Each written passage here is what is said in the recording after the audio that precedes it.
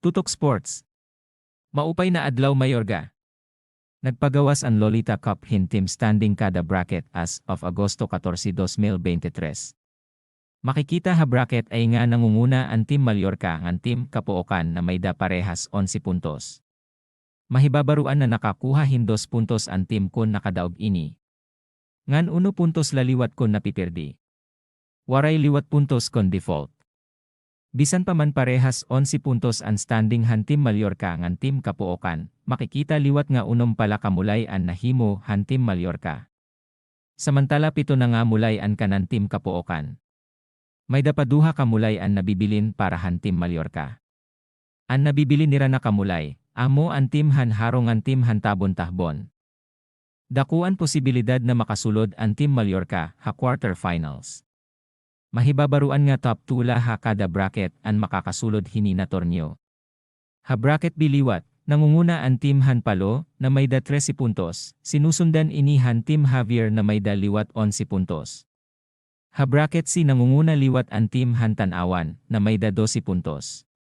Habang pareho naman 11 puntos ang Team Han Dagamingan Alang-Ahlang. Ha bracket D nangunguna liwat ang undefeated na Team Barugo na may da 16 puntos.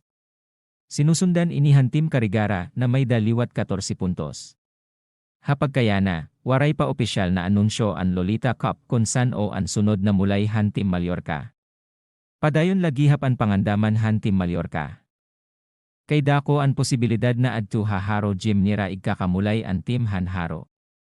Mahinunumduman nga damo ang player han Team Mallorca ang naghi puro patalindas dito ha Haro Gym, mahitungod han ira mga daan na mga sapatos.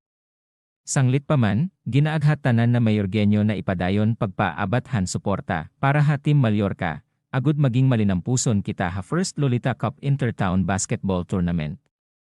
An aton nagkakaurusan na suporta, dako an epekto ha mga players han aton basketball team. Good luck Team Mallorca. Always be proud Mayorgenyos.